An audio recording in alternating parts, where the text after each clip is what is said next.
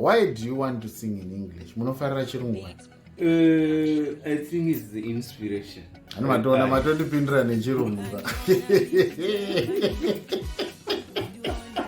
Sezvamunongoziva Sekuru Makaruse vanogara kwaHote kana asindati vauye kustudio. Saka pangu vandisira message kuti ndasvika paCBZ yonditore uyo ndaumhanya unovatora. Ungoziva vakomana vanenge vatumirwa munhu vanenge vasiri patient, saka ndatoita zvekutomhanya chaizvo ndasvika havanga vakamirira. Sekuru muripo here? I'm still waiting. Apo tavatora manje. Izachi ndiva racho kule manasi vaya makarova bhachi ndiko kustudio kuno. Aiwa kustudio akude mabhachi akadai. Kadiko Sekuru? Tinodakara, tinofara. Nhasi muri pabasa. Tiri pano pakunashe studio. Wow, and you look wow. And makazvirovera smart yenyu. Gentlemen. Thanks. Handidika. Vari sei vamwe kumusha? Kumusha wari right. Handiti? Vari right. Wari nani chaivo. Ndinokugamuchirai nemufaro vateereri vedu vari kutiona. Nhasi ndina Sekuru Omega Makaruse from Ondevalley, Makwasa. 115 kilometers dzamafamba kusvika mustudio. Munonzwa sei nhasi tichitanga kurova mabasa? Ndiri kufara. Ndakazvimirira for 3 months. Imi pakaipa. Hanzi zvinonaka zvinononoka zondo. Saka zvazoita. Zondo. Tinotenda maningi. Handiti? Nevari kuteerera vacho kuri kuuya mutakunanzva chaivo. Handiti ka? Muchazvizwira. Imimi Sekuru takamboita kadiscussion tiri tega. Why do you want to sing in English? Munofarira chirungu wani? I think it's the inspiration. Ano matona matondipindura nechirungu ka.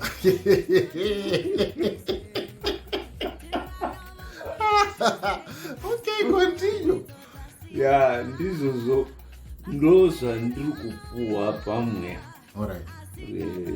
Ndimwari senge kaimka rwiyo aka ndakatokarota kairi.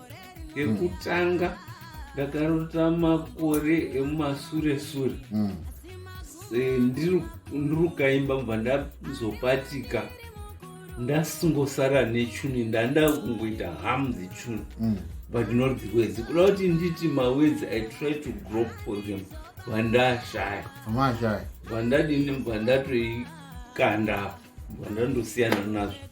But then later on in 2017, June 2017, on a Saturday, it was very cold. You have a sharp memory, Akumana. All right. And it was but the date ratio in June, it was younger Saturday, and it was very cold. And my anga tuenda kuchechi kwa Joani Marana. Sakaenda ndiri hangu pamba. Then there was a small fire in the kitchen. I felt luckily ndandingori nehuni dzakawanda panze dzandandakatenga. Obva ndatoita make up a big fire. Then bva ndakuzwa hope bva ndatora long cushions mairi andandinawo. And I made the bed there by the side of the fire. Obva ndangozwa ndakatozwa kuti ndakudaurara bva ndangoita lie. So mubva yauya ndichingobatwa nehope. Chakaitika chinge chekuti incidentally I looked at my phone watch. Handichatondera hangu kuti yanga iri nguva, asi hope dzakazopera ndiri kuimba. Ndakatarisa zvenguva ndikaona it was 3 hours later and I'd been singing for 3 hours. For God so loved the world. Alright. Ndakaramba ndirimudzokerera muhope imomo. Vandangopatika ndiri kuimba for God so loved the world. Alright. Saka I feel ndaingoita set aside pakati apo. But ndaingofeel guilty kuti that song I must record it. Wow. And now that God is saka zvenyu zvaita tasadzikisa chishuwa chenyu. Handiti? Ndinotenda maningi, ndotenda Mwari wacho nemi wacho mwaita kuti tinotenda Mwari.